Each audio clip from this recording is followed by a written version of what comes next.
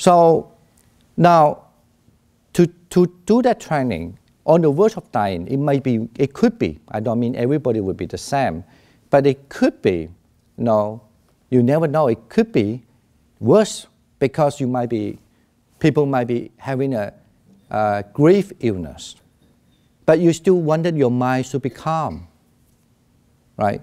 You might you don't have those problems, but you might be in the environment so noisy. When you die, everybody are arguing, fighting, you're lying there, you can't do anything.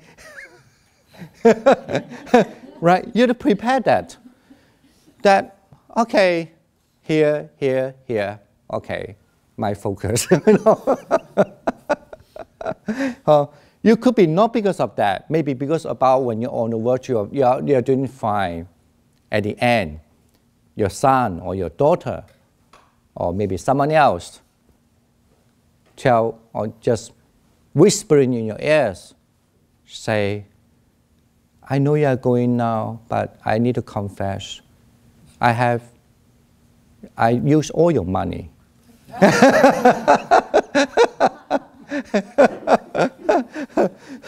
And you were actually a meditator quite well. Suddenly you were like,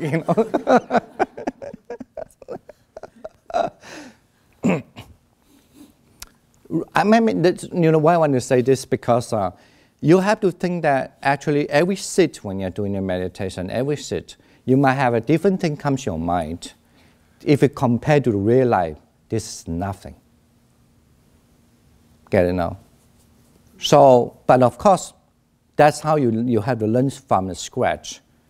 That from this kind of thing, even at least in the environment, at least my environment had less disturbed to me. I still have to be really, it's a good time to me watch my mind, how I can react to things. Okay? And also how I can also, by avoiding reacting unwisely, so that I could really focus. If there was something what we just mentioned, that if you, by your having a good focus, if you can really peacefully decide where you will reborn to, why not? Maybe you like here, then I will just come back, right? So this is actually a very important concept. In other words, I know also some people, they still, when I used to teach meditation in America, now here, there's still people, lots of people still have their own faith, Either they believe they're Iranian people, either they are American, they have the Christian, they're Catholic, whatever. So they also still keep their own faith. So the thing it is, of course, they have a different way of believing it. They believe that by surrender themselves, they will maybe get the graces from the God. But at least from the Buddhist perspective, you also can apply one thing to you. In order you become, there's a possibility, a high, actually, what to Buddhists understand, a high possibility, possible for you to reborn in the heavens. That is because you are doing good, Here, when I say doing good, mean you have a good conduct. How do you have a more refined good conduct? Is because you have concentration, you have samadhi, okay? And that samadhi actually is the crucial thing for you to be deciding where you want to reborn and which heaven you want to reborn, okay? Now, having the samadhi, you can have many methods, but then among those methods, then you have the method of first develop the quality of the loving kindness, or develop the quality of the compassion, develop the quality of the sympathetic joy and the equanimity. Now, by developing these things, it's not because just you follow in the breath. Because this is one of the quality, it's almost like you always have planted such a good seed. And it's also a very actually a minimal quality of nature of human. In other words, every human actually have this sort of quality. Otherwise, we don't call ourselves as human. We do have the love. We do have this quality of the compassion, and this kind of thing. When this higher quality, this is how the wonderful of Buddhist teachings is, you are not only knowing this quality is there, but you also can use this quality to become, or you could say, use this quality to help you to develop the concentration, or what we call a samadhi. Okay? And this kind of samadhi will benefit you a lot of things. Not that you have a wonderful mind, but it's also from a Buddhist teaching, if you help you to gain a lot of punya, you know, the word punya, and usually we translate merits. If I do something, I may, let's say I say hi, I may just have a good relationship, a good karma with just one person. Okay? But if I talk to you, say now everybody is here, with the good mind, then I have a good karma with all of you here. But if I think all people, even I consider them, I also developed a good marriage, you know, with the people I'm thinking about. Get it now? Mm-hmm.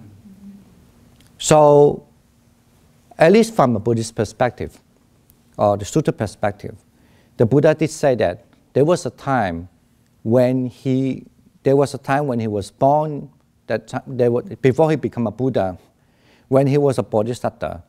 So he actually was born as a priest, okay? And then, of course, he had been serving the kingdom, blah, blah, blah, blah, blah, blah. I don't want to say that, those stories. Afterward, and he thought, okay, now I've been helping the king for a long time. I need to retire now because I want to do more about myself. So, and then he went for the retreat in the forest, and he was just practicing this four kind of quality of mind for the purpose of concentration. And he spent 6 years to do that. And afterward, he was born as in the Brahma world as a Brahmin king, okay, as a Brahma king.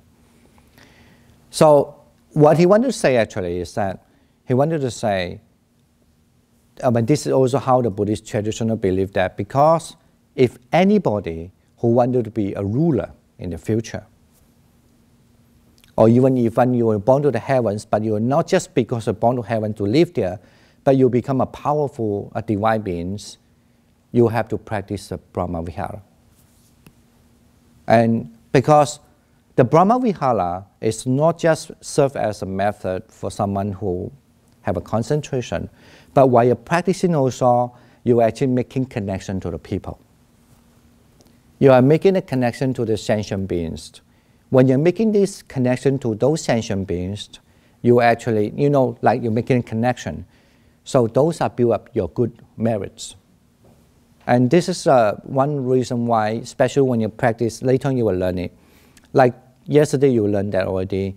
When you meditate on a group and a group and a group, extend in a group, so you are actually not just because you are doing meditation, but you are making a connection to all sentient beings.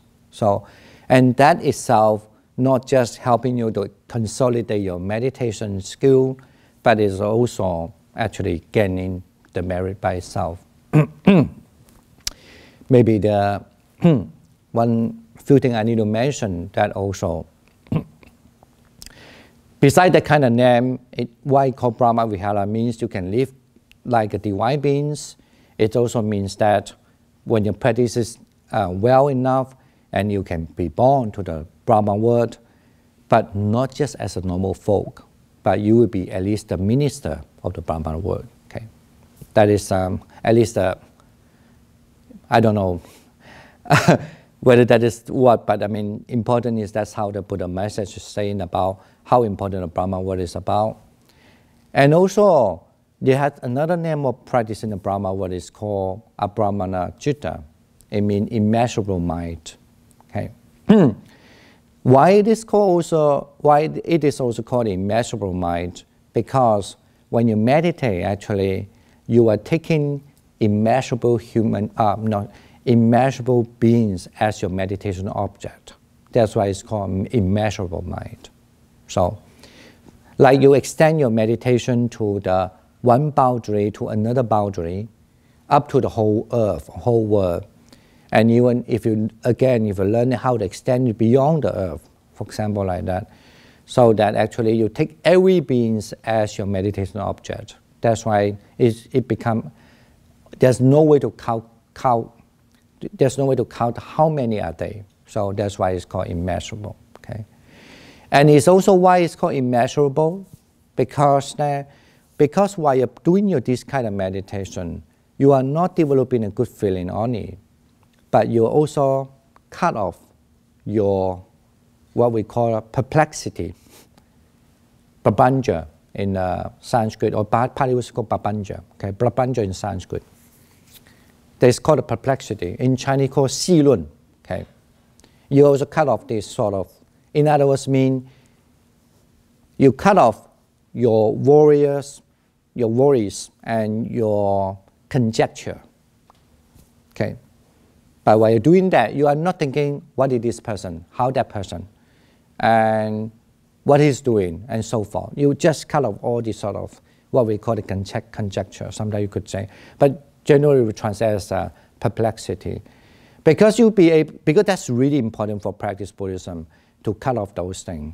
So if you're able to, most of the time you can cut off this perplexity. So because you can cut off that perplexity, that's why it is also called immeasurable mind. Okay?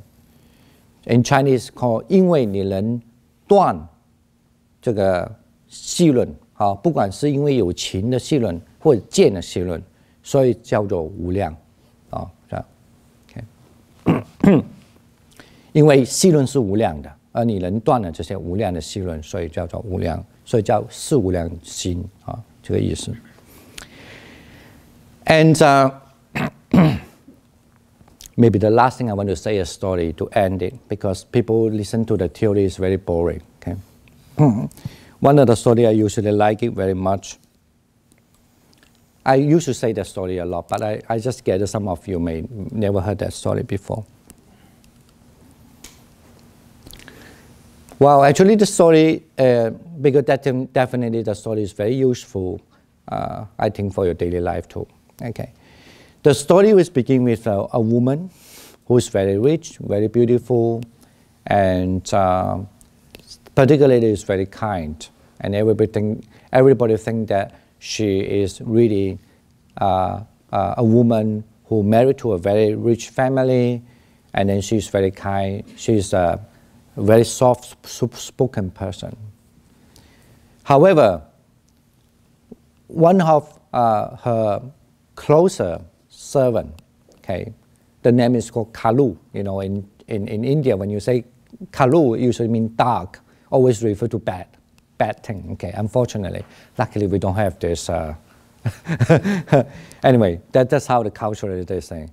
So, and then that servant, one day she have a evil thought comes to her. She thought, you know, my boss, you know, what do you call? Mistress. Yeah, my mistress. She becomes so favored by lots of people. It's because of me. I do all the job. She do nothing. You know. Yeah, because, you know, the servant have to go clean the tank, do all sort of thing. And my mistress just don't do anything. So that's why she become very kind, very nice to everyone. Everybody thought she's the best. She's very nice. It's because of me, actually. Because as a servant, I do all the job. So, and then don't be surprised you have these kind of people around you also in life, you know. And then, yeah, because people thought, you know, oh, no, I do the job, but you are just, you know, you are just use your mouth, I work, you know. Then they will start to do something. Anyway, so that's, what happened is that, and then the next day, she didn't wake up. You know, in old days, she had to wake up earlier than the mistress because she had to boil the water for the mistress to wash her face and so forth, prepare a little everything, you know. She didn't wake up earlier. And the mistress was kind of like surprised because the servant is always doing well, but today what happening? So that's why the mistress went to her room and locked the door and asked, what happened with you? Are you ill now? Are you not well today? You know how she did? She say, nothing, nothing. You know, and in Pali language mean, basically in Pali, it's just a simple way to say, don't want to tell anything, nothing, nothing. And she was baffled a little bit. She left and just leave it alone. Then the next day, the same thing. She didn't wake up, earlier. When she woke up, nothing was done. And she locked the door again and went inside, asked her, what are you doing? She also said, nothing, nothing. Okay. So she was also, of course, that time she was not happy. She scolded her a little bit. What happened with you? Tell me. You had to tell me. Right? She said, nothing, nothing. She just refused to say anything. Imagine, like a passive-aggressive, kind of passive-aggressive kind of protest, something like that. And then the third day, she went there again because something happened. She was really furious at the time. I mean, this is my way of reading. I could understand why she's furious. She's furious because the servant suddenly changed totally and refused to say anything. It's not like I don't want to work. She refused to say anything. She got really furious. And unfortunately, she was so furious that she used that. In those days, you have those needles and all things beside the servant, needles, for sewing the clothes, and that's all day. She just take the kind of like a needle, and she stepped on her head, and she was bleeding, right? Because she really got furious. And she ran out the house and tell everybody, my mistress treat me this way. So since then, this mistress become notorious to everybody. Now, actually the Buddha said this story to a monk because the monk who used to, and in those days, who used to associate the nuns. And anyway, there's a lot of gossiping going on. And the monks suggest this monk, don't go to the nuns always because you only carry problem, gossiping. And this monk retort to the monks, it's none of your business, and so forth. And the monk think that will create a community problem, and those monks went to talk to the nuns. And the nuns also say, it's none of your problem. So, and because of that, they told the Buddha, okay? And the Buddha asked the monk come to see him, and the Buddha asked. So the Buddha didn't say what happened. I don't think the Buddha need to know that. The Buddha only asked, when you decided to become a monk, what were you thinking?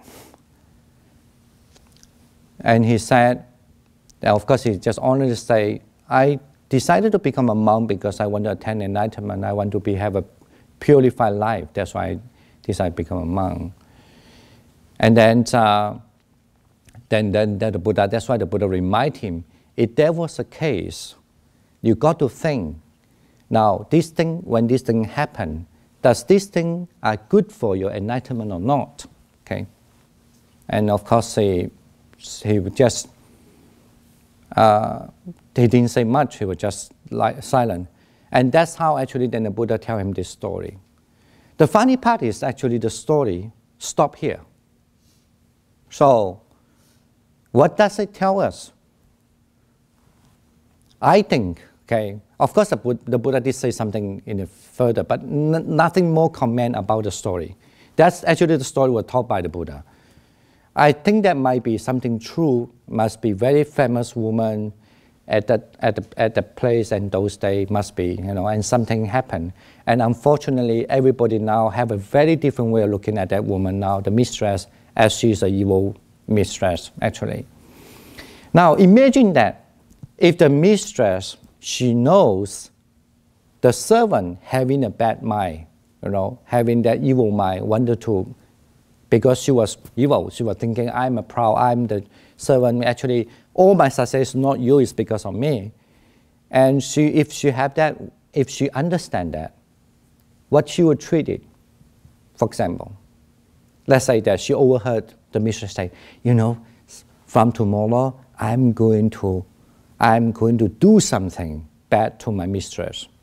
I will let her lose her face, let her kind of like, you know, be that. What the mistress will do? The same story will go on. She will lock the door and ask, how are you doing? Are you doing well? No, he say, nothing, nothing. She will just smile, right? And the second day, she was a smile. The third day, come with me. Take it to everybody, say, she doesn't want to work. And I want to fire her. And nobody will say the mistress is a bad person. You get the picture now? Actually, the thing it is the mistress just lost her temper by that time.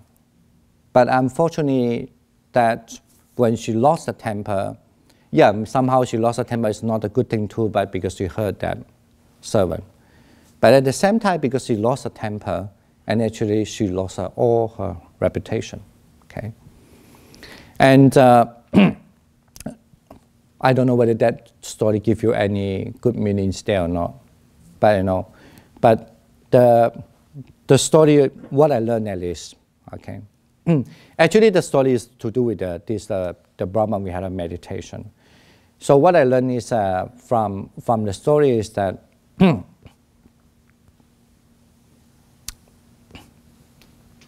if even that kind of things happen to the servant, or basically mean in a normal life, whatever, people maybe speak in an ill will, people maybe, you know, say something in the wrong time, people may be telling a lie, not telling the fact. People may be telling you, what to call that, something is inappropriate, or you maybe say it's not in the subject, right?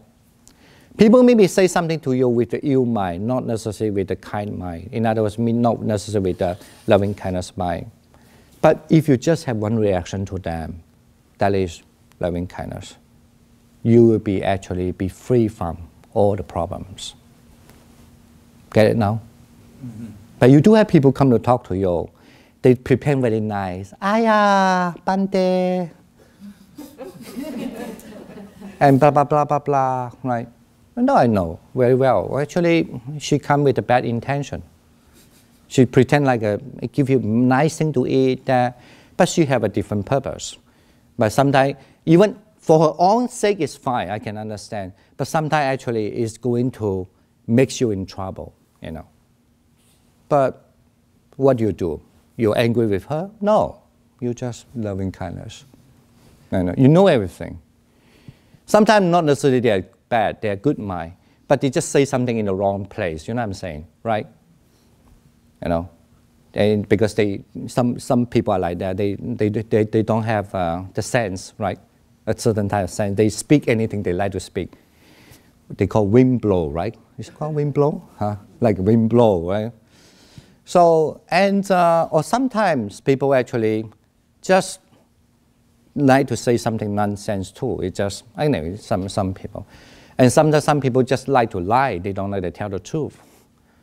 Of course, if you really want to put yourself into that trouble, you get very angry, frustrated. I mean, I don't know whether I meet a lot of people, you know. Unfortunately, as a monk, sometimes you meet so many different kind of people. I think I should say fortunate. Because you meet so many different kind of people. I sometimes also wonder, I don't have anything, you know. I'm not a rich man like Trump and so forth. Why you have to tell me? I'm just, you know, a tiny, big. But what I want to say, and this kind of thing happened to you in your life. So, of course, if you really don't know how to adjust your mind, you will really get very upset, right? Right? Why you waste my time? Why you do like that? Only thing you could do is loving kindness. And actually, I remember one of the guy who learned this meditation later on. He just learned maybe 2 days. After that, he wanted to talk to me individually. And he told me actually his work as a government department, kind of like anyway, diplomat. So he told me a lot about some problem he faced about a diplomat. He always get frustrated, you know. very angry, because you have so many different kind of people around. So then I didn't say much to him, actually. I didn't even tell him what to do. I don't like to tell people what to do, but only thing I can tell is just give him this story. And suddenly he say, oh, I understand now. So, and now, even now, whenever he met somebody who know me, I of course know him also, he always say, oh, he want to thank me all the time. Because since that time, after he learned a few days of this meditation, and then he hear the story, he said his life is much better. You know why? He have the best talisman in his life. When he meet any different diplomat around, you know what I mean by diplomat? I mean different people come to you for different purpose. Loving kindness. You're free from worry, free from anxiety. Actually, on the contrary, you know more because you are not, you know, get mad, get hooked up with all this trouble. But you see things more clearly because your mind is clear. And also everybody loves you. Why? You are not going to like, you know, you just all right, I think I will end my today's talk. But what I would like to conclude to you a few things. One, so the method itself looks like very useful actually for your life. And the story will give you one of the examples. And the second, on the verge of dying, that actually might be very crucial for you, also useful for you, for deciding where you want to born. And not only that, maybe that's not something you're really concerned, but then at least it will help you. More or less, I would say, more or less, you learn a way how to put off all your worries, okay? And the other measures also, I'm saying that by doing this action also, actually, you are also gaining a lot of merits. But one thing I forgot to mention is even the Buddha said, even the earth full of the most powerful psychic power person, means supernatural power person, still this kind of situation cannot compare when you have one kind of loving kindness mind arise. Okay? So in other words, the Buddha so emphasizes having a good mind is much, much important than when you talk, you know, because in Indian culture, you know, that land have a lot of powerful supernatural people like a Marvel, you know, champions. You know, you have Superman. I mean, no, Superman is no Marvel. Yeah, Superman is Marvel anyway. And, and those things like that. So we say when you have one of the good mind. So this is actually the Buddha message, which I always think is always forgotten by a lot of people, that kind of like maybe like a theistic religion, more or less, that when you have a love, that actually far better than when you talk that there are so many powerful supernatural people around there. Okay, so and, you know, culturally, in Indian, they like to say, oh, that person have a very powerful, have a supernatural power. But the Buddha said, when you know, when you arise that kind of one type of love, that is far beyond than you saying that there's many supernatural power people there. Okay. All right. Good luck for your practice and have a little break. I think I'll give you about 20 minutes break now, and then we're back here.